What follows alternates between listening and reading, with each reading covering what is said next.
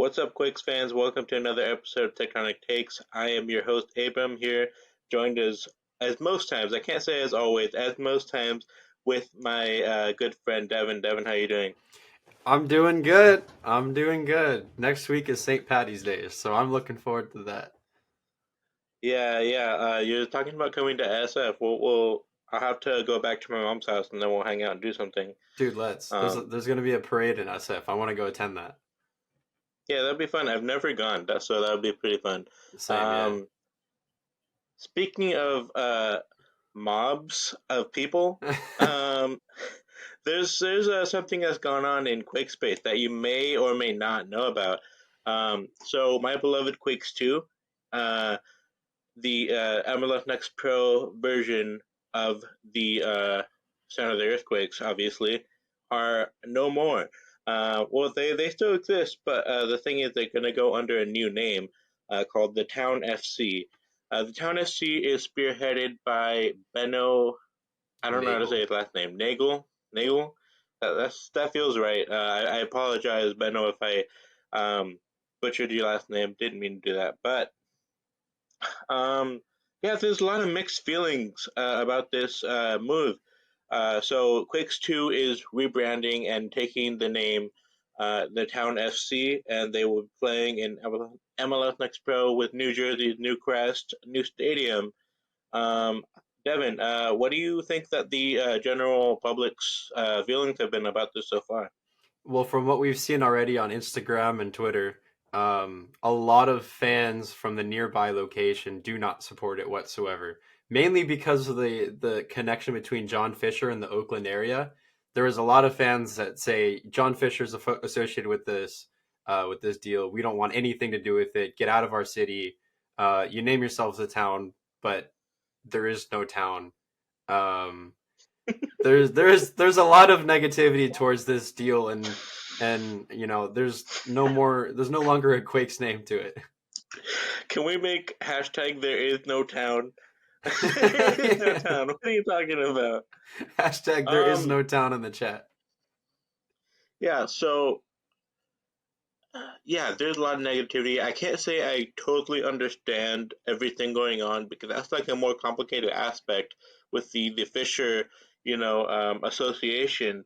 Because the town is for people who don't know, Benno Nagel, Nagel, Benno, let's call him Benno, right? We'll say He is the Benno. founder of the Oakland Roots. He created the Oakland Roots from its roots.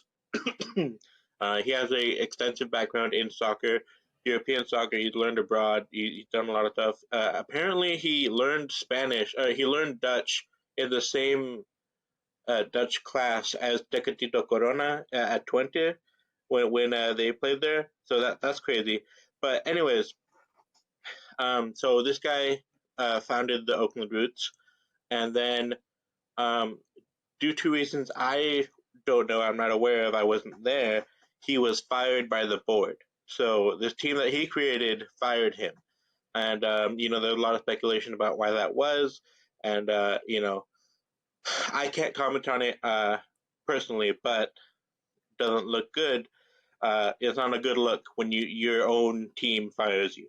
Well, you don't get fired for no So reason by anyone. There's mainly a reason behind it, especially with the football team. So yeah, that's you definitely think so, right? a cause for concern.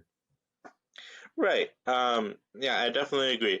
So now he has come up with a new team called the Town FC, um, and they have been based in Moraga, which is not far from Oakland, but it's quite far from San Jose. I believe it's over an hour for you, Devin, to get up there.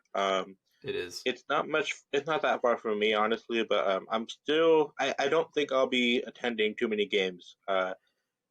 Previously, I had a media credential to go and watch Quakes 2.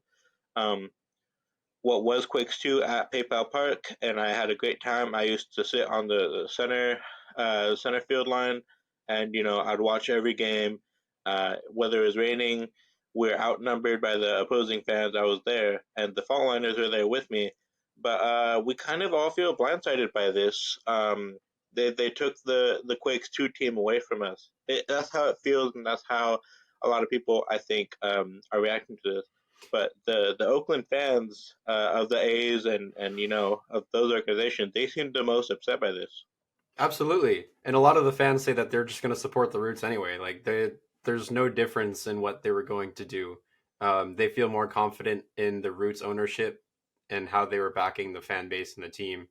Um, the only real exception is as Danny is getting himself comfortable in the background. Danny Um, Houston. big old little Danny.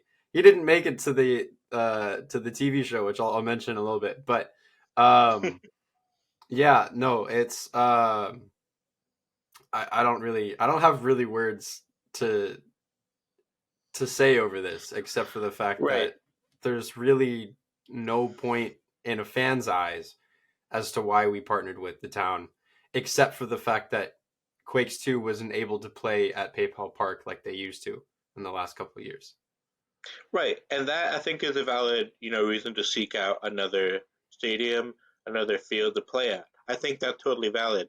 But the reasons for going up to Moraga and doing that and changing the badge and everything, that seems weird to me. And so the Quakes they own the team, they own the players. The players are contracted to the Quakes, but the town is going to be running the Quakes, running the team, They're going to be and running the it's going to business be, aspect of the team. yeah, and it's a kind of a weird thing, especially because from people that I know personally that were at the game where they had a friendly last year. The facilities there aren't really up to scratch for professional soccer players. Um, and that's kind of disappointing because it's not like it's one thing if we're sending just academy guys like Chris Wynn and guys like that who are usually playing at like college stadiums uh, at the most. Or I saw Chris Wynn at Aloni and all those academy guys, but Oseni Buddha is going to be lining up and having to use a porta potty before the game. Will Richmond, Casey Walls, these are professional players with MLS minutes. Maybe not Casey Walls. He doesn't have MLS minutes, but you know what I mean. And it's kind of crazy. And as someone who's been there and supported, I don't feel a connection to the team anymore because I'm a Quakes fan. I'm not just whoever Edwin Mendoza goes, I'm gonna go too. That's not me. And I don't think any real Quakes fans, feel that way, or they're just gonna follow wherever they go. I will be watching because I have a responsibility to report to you and the Quakes fans who watch this podcast and read my articles who the up and comers are. But I'm not gonna be, at the stadium as closely as I was working with the Quakes people who have had worked so hard to build something up, and something that seemed to be going the right direction as the team made playoffs last year. But yeah, it's a lot of complicated feelings. I do want to say that we know that Favi is working with closely with the Town FC, and I want to support whatever he does. If he asks me for help or whatever on a mission down there or up there, I'll go with him, and I want to help my friend, but I've also heard some negative things about their organization with some other of our media team, and that sucks. I personally don't have much correspondence with that organization. They have reached out to me to help promote some things in the past, but nothing. I never worked too closely, but I've heard some unfortunate stories with people who worked with them. So for that reason, I don't really feel comfortable with this whole move. Yeah, well, like you said, Tectonic Takes have had awkward interactions with the Town FC, and not only that, but a lot of us who have attended the games have witnessed some weird behaviors regarding like forcing players to like go into tents to at like halftime or whatever, and there's no actual like Locker room. protection. There's no locker room. There's no protection. Players have to use porta potties. It just doesn't feel like a really like safe place for the players. And like yeah, exactly. Like Useni Buddha didn't come here from Africa to play in this Moraga Stadium and then use a porta potty. Like he's fought so hard to play professionally, and Yeah. this feels like a slap in the face. Before when we were sending them down, it was to get experience, and they were still playing at a professional facility. But this is something different. It is, and they're not Yeah, playing under the totally agree. Quakes name either. And I can tell you that there's a bunch of Quakes fans that are now turning off to they're turning off the Town FC or Quakes too because there's no real Quakes name to the team anymore. So there's no reason to watch the team. And now that they're playing in Moraga, which for me is an hour plus away, I was planning on going to a ton of games if they were playing at PayPal Park or even their training ground if they wanted to open their training ground up to like allow like maybe 20 fans to show up or whatever, or Buckshaw Stadium or something somewhere nearby that fans can attend to, which is easy for public transport or whatever. I would have totally loved to do that, but the fact that they're going an hour north, even further than Oakland, kind of says to me that there's no real interest in keeping those local fans entertained with the team. Yeah, it feels like something else. It doesn't feel like our best, um, interests are kept in mind. The Quakes fans or the average Quakes fan who wants to follow the Quakes. I don't know the Town FC. I don't have any history with them. There's nothing like drawing me to that team that's making me watch it other than my responsibility to the Quakes fans. But yeah, like you were saying, we had a good time once or twice, at PayPal Park together watching Quakes 2 and judging those players, Roberto Haddocken, Alex Chow. It was a good time. Now, now they're up in Moraga, and I heard the stadium's not even that easy to get to. It's a bit of a I hope hike. for the players' sakes. Yeah, I hope for the players' sake that they improve their facilities, which is I want to be clear. They're totally that's there's totally potential for that, and what we realized, what we saw last season might be completely different. And I hope it is because the players deserve better. And And they're that's most of them, a lot of them are professional players too. Like our yeah, homegrowns who have signed a professional right, contract with us are yeah, playing in non-professional Sunday league standardized like yeah, fields. So yeah, no, yeah. it hurts. It hurts personally to watch It our does. professional players go through this. Yeah, and to cut the Quakes connection, um, I don't see any support groups, going to really, show the love to the town because they're Quakes support groups. They support these guys because they're Quakes too, um, and they wear the crest just like the first team. They have the black and blue. Now I don't even know what color Town FC is gonna wear. Um, Ha- I yeah. have they ever have they ever entered in like a league yet, the Town FC? Yeah, the Town FC are an established team. I don't know how good or bad they are. I don't know what league they're playing. It's not the USL. It might be lower than that, but they have, played against Quakes too. The first, um, I guess, experience of our fans in the Moraga Stadium, St. Mary's, is because of that friendly between Quakes 2 and the Town FC. Um, Chris Wondolowski was there. Chris Wondolowski, I can't quote anything he said, but from the interviews that I saw, he looked not happy. He just didn't seem to like that experience very much.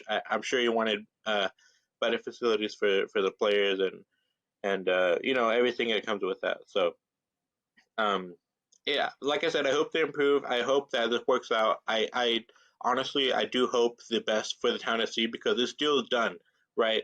So this deal is done. There's nothing we can do about it. If I had a say in it, I would have said no, but I didn't. And I want Edwin Mendoza to do well. I want Cruz Medina to do well. Everyone who goes down to play with Town FC, I want them to kick ass. And there's no two ways about that. But yeah, it's really disappointing because it makes it harder for Quakes fans to come out and support. And it was already kind of rough with the amount of support we're getting. It wasn't enough at the stadium. It's going to be even less up in Moraga. So yeah, Definitely. those are the reasons I feel kind of disappointed by this move. On a positive note, I think we would have been a little happier if we could have maybe partnered with like SF Glens because of a potential partnership with a former Quakes legend, Jimmy Conrad, who has an affiliation with SF Glens. That would have been a really cool sight to see, and I would have definitely supported that. Plus, and I don't, we're not sponsored by them, we're not partnered with them, but the fact that SF Glens had this partnership with a drink company called Prime, I like some individuals behind it, and You there's love there's KSI. I do, I You do, love. I do. I'm a YouTuber fan, and he's one of my guys. Yeah. Um, but yeah, I think SF Glens would have been cool, and it's in SF. A lot of the players are in SF. They would have gone to see games if it's on like a Sunday or Yeah. whatever. That would have been so Yeah. cool. SF is completely different to Moraga. As long as there's parking, for one thing. If there's parking at the Glen Yeah, Stadium wherever they play, then I'll say yes. But I've heard that it's a tough drive in Moraga. I used to work around there, and some of those roads are really windy, especially when wet and all of that. And I never been there myself, so I can't. Don't quote me, but SF is more accessible to a lot of people, and it's San Francisco. You know what I mean? definitely. Um, Also, Bay FC. um, If you open up a stadium in SF, let Quakes 2 play. That's all I'm saying. We're letting you play in PayPal Park right now. yeah, Let us play Quakes 2 at Bay FC if we're not allowed to the play at PayPal Park. BFC seem to be really serious about their operations. They've broken some transfer records. They're bringing in some world class players. I hope that they can garner enough interest to justify a stadium in the Bay. Wherever it ends up being. Um, I would love it to be in SF. I don't know where they would build it. I know that Dom from the Quakes After 90 podcast is super against any kind of SF stadium being built, and he's been in SF longer than I have, so he has his reasons for that. But I want to say that come out and support Bay FC. They're playing this weekend, right? I believe Uh, so. Yeah, this weekend their yeah, first ever game, and it's at home. yeah. I don't have tickets yet, but I'm raring to go. It's That really seems like close it's to going to be a sold lot of out. fun. It is really close to Yeah, sold out. I've heard. So which if you is need to get crazy. tickets, get them now. I know. I just keep putting it off, but I'm gonna talk to my girlfriend and be like, "Hey, we're going. I don't know what you got planned, but Is it Sunday? you no longer have to do that." I don't know. I have to look, and we're Okay. doing a podcast. Yeah, true. um, but yeah, definitely go out and support them, so that they can get a stadium for Quakes 2 to play in uh, on their days off. But yeah, I guess we move into the next topic, and so we could talk about the results of the surveys that Amin put together. Yeah, let's do that. I haven't looked at the surveys, by the way, for those who are watching right now. We're gonna have Abram quiz me or test my knowledge on this and see how close I can get. But yeah, Yeah, if you we're want to, gonna if we're gonna see if you can guess.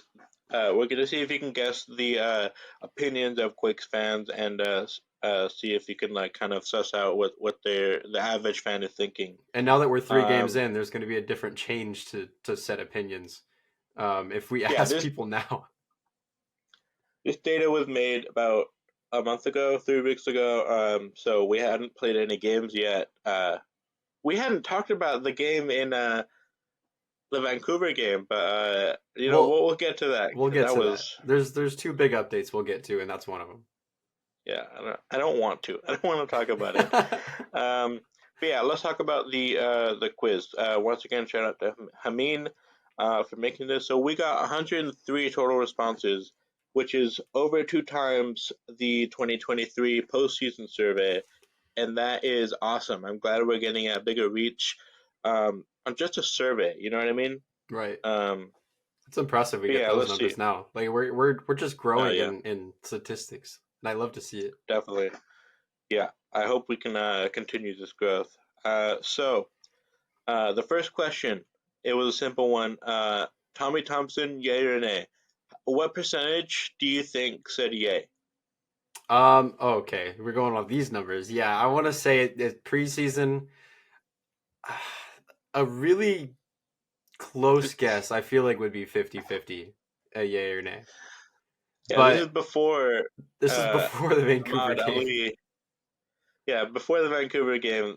Uh, these would probably be different if we put out the survey today. Um, so you said 50-50. The actual result is 55 yay to 44 nay. That's a Um, lot closer than I thought. I wanted to say 7:30 nay yay, but it is not a lot closer than you thought. You said 50-50. That's the yeah, closest it gets.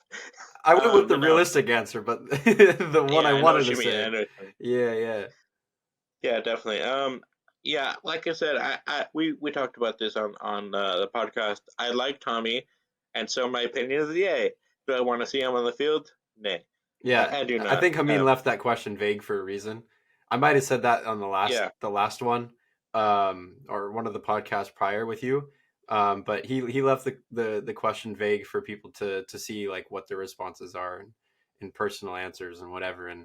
And I love Tommy as a person as well. Seeing him play with the kids during the jersey unveiling outside of San Pedro Square, that was really cool to see, and his personal connection with the just the people in general. He's such a nice guy, but as a player we need to move on, unfortunately. I'm sorry, Saz, yeah, don't kill me. Saz, don't kill me. yeah. Saz is gonna come for you. So here's my thing. So that goal, the second goal against, we're gonna go on to the next question later, but I want to talk about this real quick Yeah, about Tommy Thompson. That goal, it was his fault, but it wasn't his fault. And let me elaborate. explain. You're gonna have to Hear me out. elaborate. So he isn't good enough to stop that from happening, but he shouldn't have been put in the position to to make, like, it's like if Devin, say you were the coach and you put me in at right back to stop that guy who was giving Paul Murray a hard time when he came on. You Oh, put me at right definitely. back, and then you're like, Abram, why couldn't you stop that guy? Yeah. In What do translation, you this is also Lucci's responsibility of putting Tommy in at that position because he shouldn't have been put in the game in the first place, and he shouldn't have been put That's in a the right thing. back. I don't know why Paul Marie was subbed out for Tommy, and not even 30 seconds into his substitution, he gets absolutely cooked, and then not a wonder goal, but a really good goal was scored on his side. Yeah. So I don't blame Tommy. It is his fault because he didn't do enough, but he couldn't do anything about it. So I 100% blame Lucci for that. And I'm usually the Lucci apologist. But no, that game was completely mismanaged by Lucci, and Tommy shouldn't have been put in that position. We have better right backs. We never need Tommy to play there again. We can have Tommy, fill in roles on the wings or more attacking positions in the midfield. Never right back against strong wingers like we faced against Whitecaps, and it we got punished immediately. It Abram, was so is quick. is there a right back that you wish you would have seen instead of Tommy? So of course I would have loved to see Oscar Verhoeven, and I'm trying to calm down on Oscar Verhoeven because other media groups are starting to talk about Verhoeven as well, and it sounds like I'm copying. But if you go back, I've been watching Verhoeven. I love Verhoeven, but to stop a play like that, and also Verhoeven wasn't even on the bench. You put in Daniel Muni there every day. You put in Daniel Muni. I don't care. Like that game was set up, and we had Muni, a pacey, uh, kind of tall, 6 foot. He's usually a center back, but he can play right back just fine. You want him there to replace Murray, who was probably tired. That's probably why they took him out. But you never put in Tommy.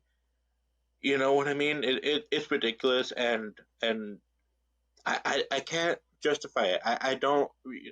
The only thing I can think is that Lucci wanted a more attacking, fullback at the right side to help support Espinosa.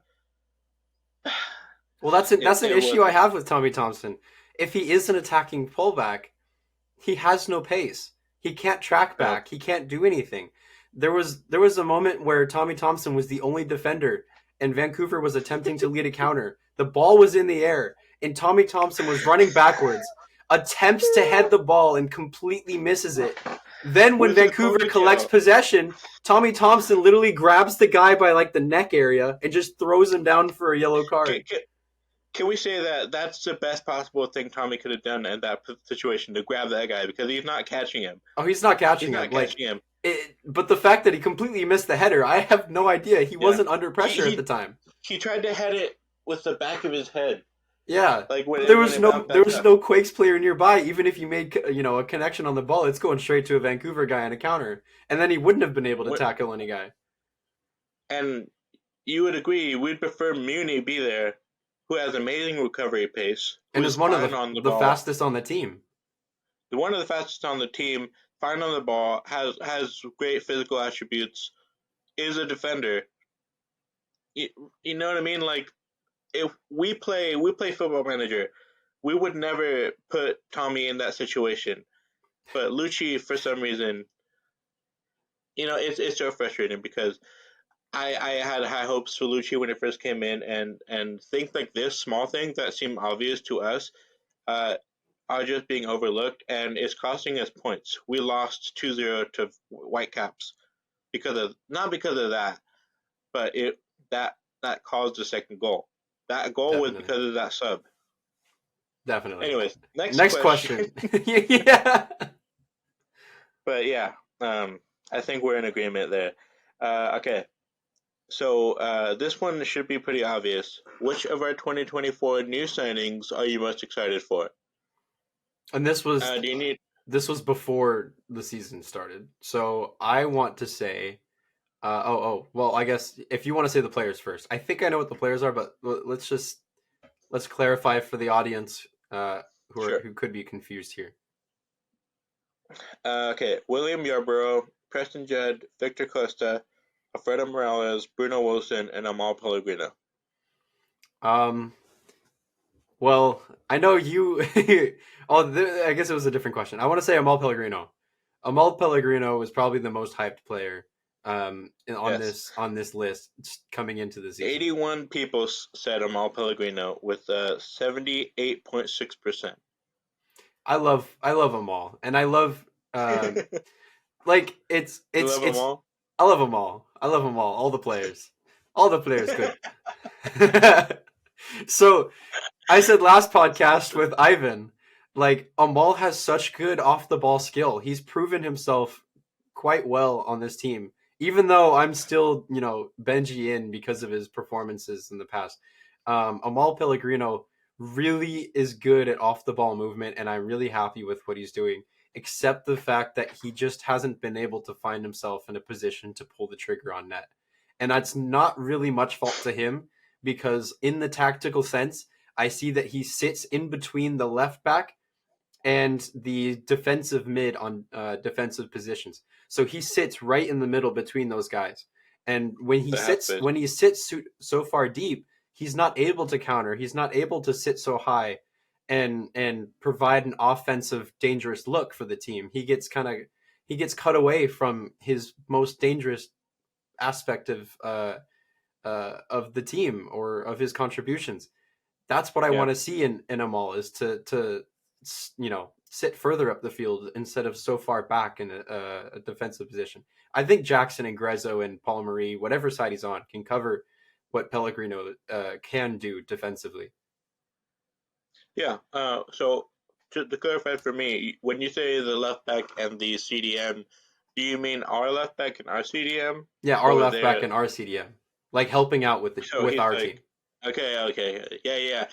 I can see that. I definitely think that he could be, better used as a target, wide, to spread out the other team.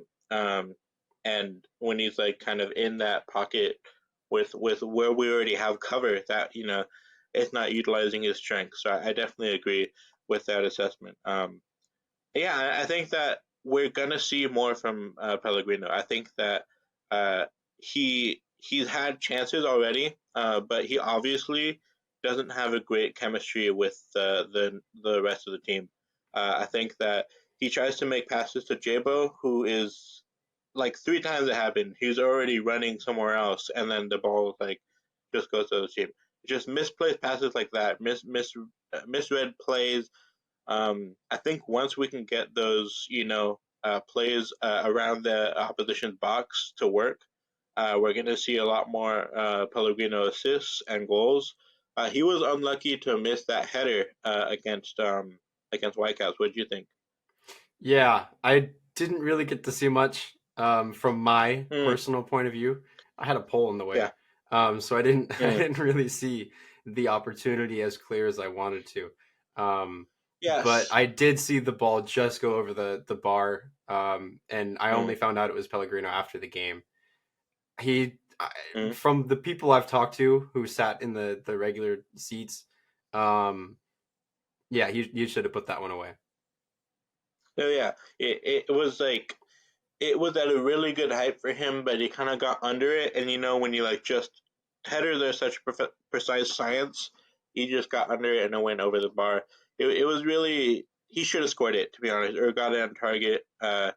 He it's surprising how he not adept he is at headers. Being 6'3", you'd think he'd score more. But maybe that's just me profiling tall people. I'm sorry, Devin.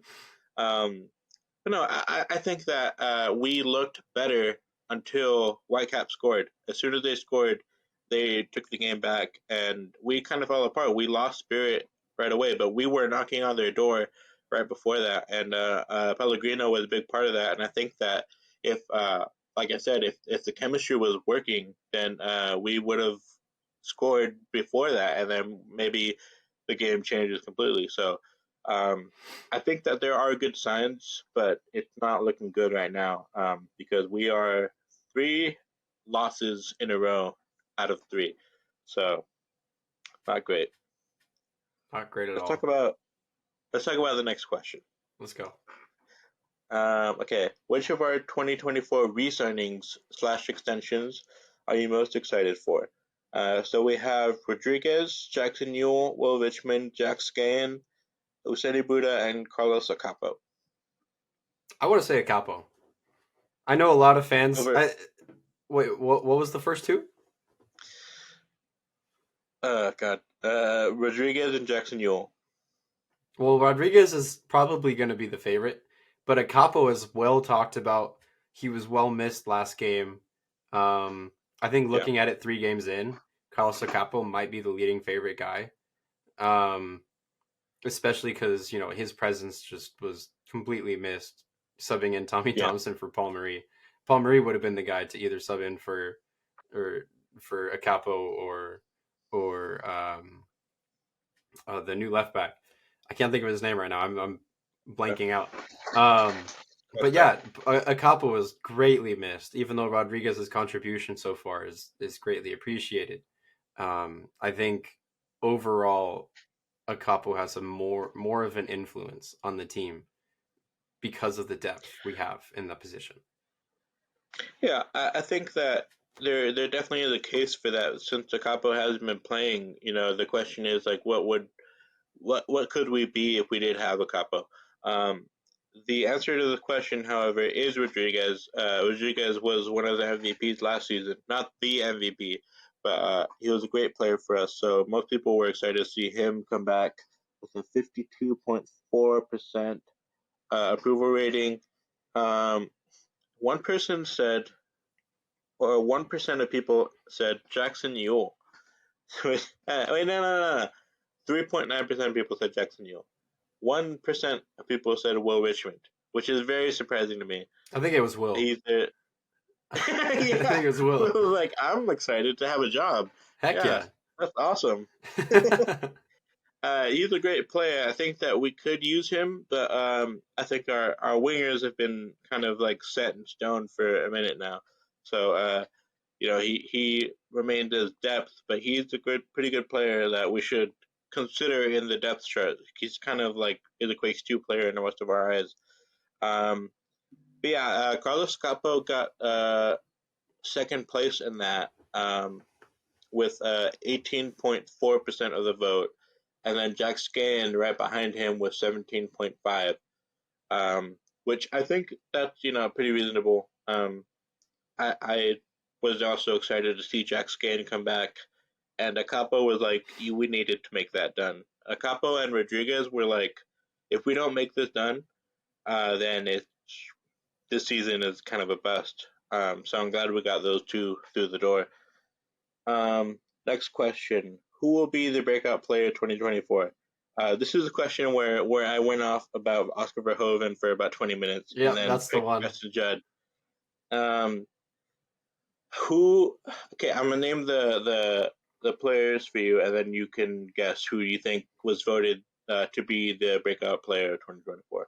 So we have Preston Judd, Oscar Verhoeven, Daniel Muni, Usaini Buddha, Jack Scan, Bo LaRue, and Nico Chikaris. I want to see Bo, man. I want to see Bo. I think the answer is We have either Bo LaRue at home. dude. Um it's either gonna be Nico Sakaris or Preston Judd, I think. And Verhoeven will be Okay. a close mid vote side. Okay. So I can tell you now that Nico Chikaris got 51.5% of the vote, which I think is good. My reason for not picking Nico was because I felt like that last year was the breakout season, but Right.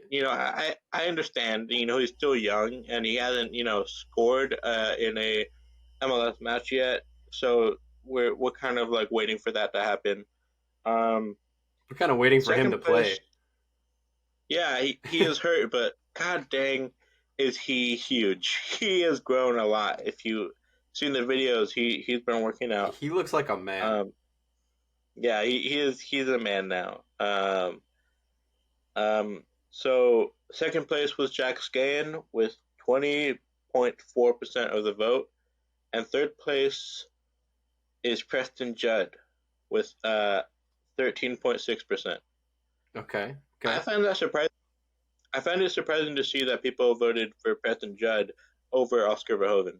I think even Danny is a little surprised by that. Did you see the way you turned after you said Like Preston what? Judd? He's like, "Whoa." Bro.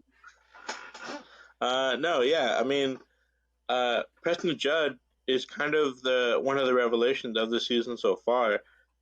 So I kind of feel like I got that right, saying he's the breakout player of the 2024. But he has one of our two goals this season. Only 2 in 3 games. That's crazy. And I got to say that so far, I like how he plays more than Jabo this season. Usually, I'm a big fan of the way that Jabo plays, but Judd has been very direct. He's huge. He's not slow. He's kind of quick, and he asks questions of the defense. He just wants to score. So he's been really fun to watch. I like watching them together. Because they kind of like contrast in different ways. But no, I want to see more of Judd. I hope we like kind of consider playing more of a two striker system to kind of facilitate both of them playing at the same time. What do you think? I think you hit the nail on the head there in terms of having more energy. It's something that we need to see out of all the players, and we'll get into this more as we talk about the Vancouver game. But you're right. I see Preston Judd as a player that comes in with more energy, more desire to make the opposition defense panic, force himself open into space and take players head on without hesitation. You know, that's what I want to see in a striker, and that's what I think makes Preston Judd more clinical at the moment is just that absolute desire to kill the other team, essentially. Um, so I think next game we should see Preston Judd as a starter, just because of Lucci's comment that he made in the press conference with Quakes that we saw in Quakes Epicenter, the aftershock. He he still continues to encourage competition within the squad. And I said it with Ivan last week, and I'll say it again. He doesn't show it in the starting 11. He needs to show it if he wants to put his money where his mouth is. Yeah, no, I fully agree. I think that Jabo is an outstanding player. We've seen his quality before, but if he's not going to play like a first team striker, he's not going to play like a guy that we paid over $1 million for. then he's not going to play. If he's not showing what he's worth, then he's not worth anything. Um, and Judd is fighting for that spot, and Jabo doesn't seem to feel like that's the case. Jabo almost feels like he's nailed on, and no one should feel nailed on. And the truth of the matter is, if I believe that if Lucci feels that if Judd will get us the points that we need, Jabo will not play. Eventually, we know we're kind of seeing Lucci kind of feel out the team and the starting 11 early on in the season, but I think that Jabo's spot is not safe by any means. Definitely. And I think, I want to say this, that I think even Daniel, when we signed that one goalkeeper, the Polish one, I think even he thought his spot wasn't even nailed on. And he's one of the best players we have. So absolutely there's no question that no position should be nailed on. Even though we want Daniel to have that solidified position in goalkeeper. I think even top players consider themselves as, you know, a spot up for grabs on the Quakes, except for maybe Espinosa. But even Espinosa, despite being almost directly involved in 2 goals, I don't know if he has 1 or 2 assists already. Maybe I'm No, wrong. I, because I I haven't mean, I haven't looked at the stats yet. But if he has no yeah, assist, I think even it's also on his side that could be up for grabs if his form continues this way. yeah. Espinosa was heavily involved putting the balls in for the goals, but they didn't directly connect with the players that scored the goals. They kind of like bounced around on both occasions. We played 3 games, only 2 goals, and they were both like bouncing around in the box, and when we tapped it in. Um, so that's not what we want to see because we want to see purposeful attacks that end in a kind of concise conclusion. But we haven't seen that. We kind of just like barely got them across the line and ended up losing both those games. Yeah, and I know what I just said was a tectonic take, literally, because But everyone loves Christian Espinoza. He's our DP. He loves it here. He's like one of the best players on the team, and yet I just said that maybe his spot at some point could be up for grabs. I know that might stir some talk in the comments after this has been posted, but you know if there's no results that a player can provide, then we have to switch to something else. yeah, I totally agree. If Espinosa is not playing well, I don't want him to play. I love him. He's a great guy. He always makes sure to sign everyone's, ball or shirt or whatever. He is one of those guys that will go all the way around the loop after every game, and that's very admirable. But I care most about what goes on the field. And if he's not doing it, then we have to move on. But he's been fine. So he's one of the players that is active, is trying very hard, um, but we haven't had results from anyone. Like no one is playing to a degree where we're like, oh wow, that guy is amazing. Even Daniel, uh, I kind of feel like the first goal of Vancouver was his fault. I feel like he could have directed that away, not into the goal. Um, I know it's hard, but we've seen him do better things than that. So, that's just my opinion. Definitely. You want to go to the next one? Yeah. Uh, who will be the comeback player 2024? I remember picking Benji, I think. I think I picked Benji because he had a very low bar last season. So, any improvement would be a comeback. And I said not Jabo because I don't feel like he was that bad. Um, Right. but uh, so the nominees, I guess, are Jeremy Ebobisse, Jackson Newell, Paul Marie, which I don't know why he's on there. He was great last season. Um, okay, Jabo, Jackson, Paul Marie, Benji, and Tommy. Yeah, I want to agree with you and say Benji. Benji is probably the comeback player of the season, especially because during the podcast we released these questions to the public. Um, you know, you had mentioned that Benji was on injuries last year. That's what held him off the field or kept him off the field. and now he's fine. I don't want to say he's completely fine because we don't know 100% what's going on with Benji if he's fully recovered. But we've seen him play. He's scoring goals and he's significantly improved his health and his form. So definitely Benji. I want to say is the majority voted. Yeah, you're wrong. It's Darn it! it's Abobasi. It's Darn it! Abobasi, and I agree with you. Because I don't feel like J-Bone needs to come back. He does now. He does Yeah. now. He needs to come back, and I want him to score 10 goals this season. That would be great. With how he's looked so far, but no. 51 people said Jeremy Abobasi. He's gotten a 49.5% rating. Benji is, however, second place with a 32% rating. And Jackson comes in third with 15.5. Um, yeah, I mean, I understand, because he didn't have the season that he had the year prior, and we want him to do, 2022 again. Yeah. That we all want that, but Benji is the guy who needs it the most, and he does look a lot better this year, thankfully. When he has gotten on the field, we just need him to be on the field more. Um, but that's at Lushi's discretion. Um, that question. Um, Reportedly, the Earthquakes will receive an initial $4 million in transfer fee plus add-ons and 20% sell-on for Cade. What do you think was the majority response? Good deal for Earthquake, good deal for Cade. Good deal for Earthquakes, bad deal for Cade. Bad deal for Earthquake, good deal for Cade. Bad deal for both. I think it's good deal for both. Good for Quakes, good Good for deal for Cade. both. I think it's proven so far that it is a good deal for Cade because Cade is now scoring in the Champions League and in league games. He had a great first time finish against another Liga MX team. He's thriving in Chivas. Chivas fans love him. He's making great content for their social media team, and we got 4 mil out of it. Even though we haven't spent it on anything or anyone, we got 4 mil out of it. So it's good for both sides.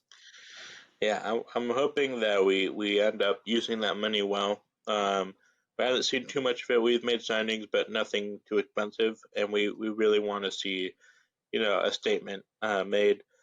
You are correct. 82 people said it was a good deal for both. 4 people said bad deal for both. Um, I kind of think that they wanted him to go to Europe to Real Madrid for 50 million, Definitely, yeah. and I'm one I of don't those think that people. was ever gonna happen. I'm Yeah, one of those people. that Like would be I great. want to see him. I wanted to see him go to Lille. I think Lille. I don't know how to The say it. Yeah, French team. the French team. When they made that proposition to the Earthquakes, I would have loved to see that.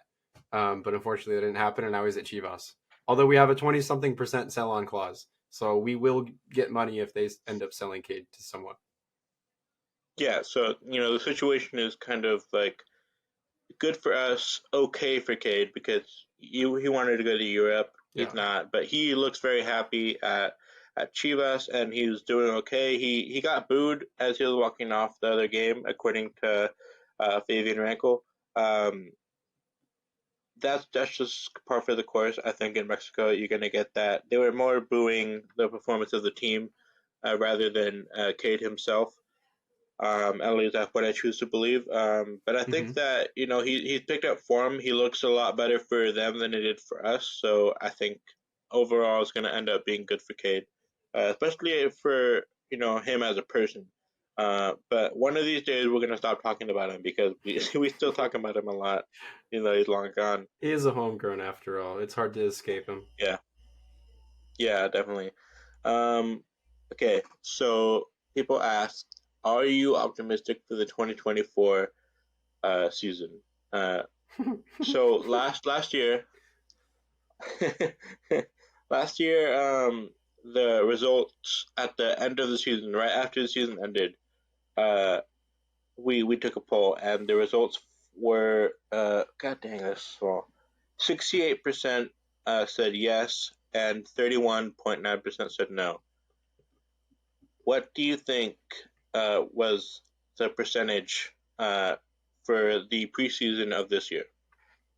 The percentage for yes, I want to Yeah, say 48% said yes.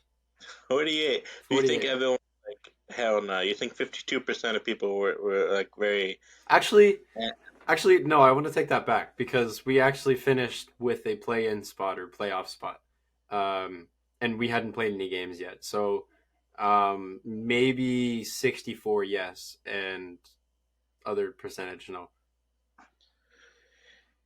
okay? So the results are 72% yes It's a little higher and than I expected. 27.2% no.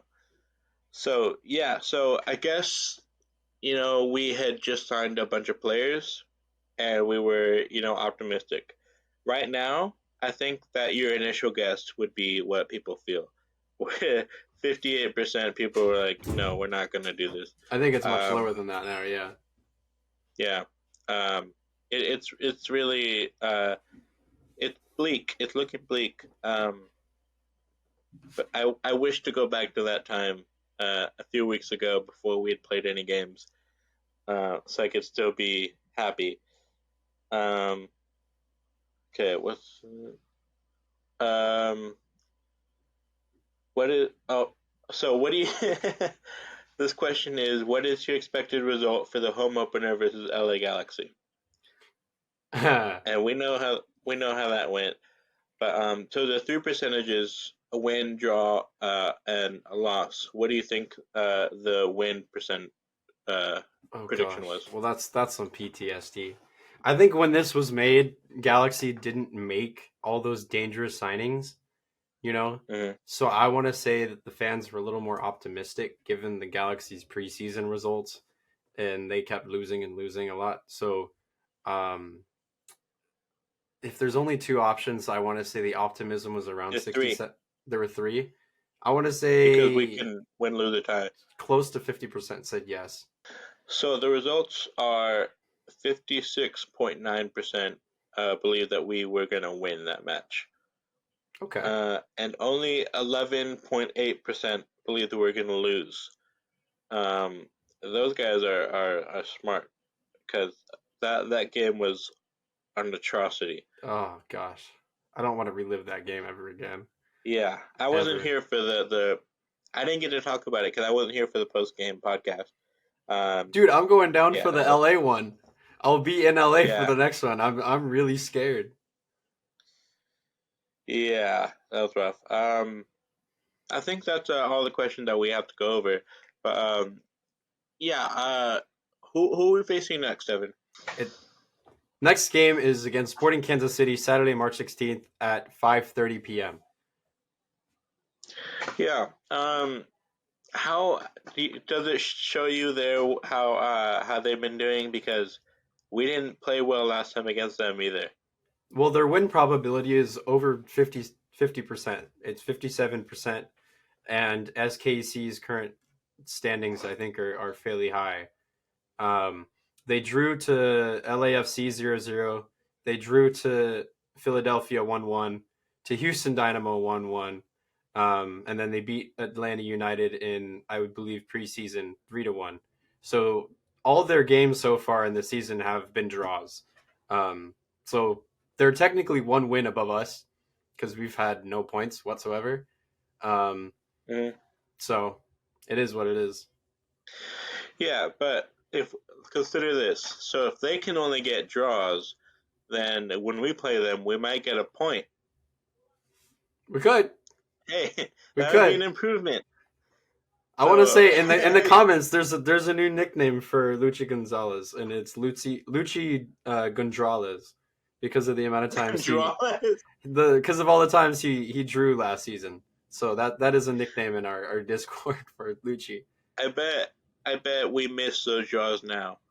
Yeah, Oh, right. oh, I long for a draw. I'll take a draw at this point. But yeah, I believe the game after that is was it Colorado? No, it's Seattle Sounders. No, Seattle Sounders. Man, it just doesn't look good. it just doesn't look good. I don't. We talked about this, before the season, and my optimism was up. Yours was down. My optimism is down right now. I don't see us playing well. We need that cam, and even then, we need everyone to start to mesh together. After we bring in a new piece, and that is really the tough ask. I don't know. I don't know. I don't know what to say. Devin, I don't know I how can to end. start by analyzing the game versus Vancouver Whitecaps. We said we are going to get into it, so let's might as well just get into it right now. Um, Sure. the San Jose Earthquakes, they lack, in my opinion, they lack passion. They lack not necessarily discipline, but they need that energy in the games. There's almost no energy in the midfield. When I was watching, there was almost no movement off the ball. Nobody was fighting or attacking to get the ball forward, except for maybe two or three specific players. And one of those players, unfortunately, nothing really worked out for him. It is Jack Skane. I know a lot of people have criticized Jack Skane's kind of skill, which I would technically agree with. Jack Skane lost the ball quite a bit, but one thing that I would commend him for is his effort to get the ball forward. When he got the Hmm? ball, his first instinct was to move the ball forward, find space, and he attempted to do that. And I really commend him for doing so because not many other players had that forward look to bring the ball forward, to get the ball forward as fast as possible. And I want to see other players do what Jack Skane did. And another player that I want to commend is Paul Marie. He there was one specific moment that I really liked about Paul, and it was in the first half. He got cooked by a Vancouver player, and immediately he hustled really hard back, slide tackled for an interception, ball went out of bounds, and after he successfully made that tackle, he kind of celebrated to himself, almost like we saw Nathan do in his first season as a Quake. That's what I love. Paul has the energy. He has the desire to win. He wants to make the other team, he wants to intimidate the other team. We don't see that from many other guys. There's not that much passion that we've seen in the past. And I don't know if it's a tactical thing.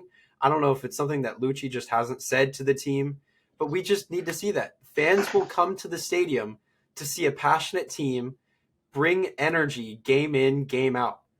People don't want to show up just to see a tactical masterclass or whatever. We want to see the players really push as hard as they can to give everything they all for a win.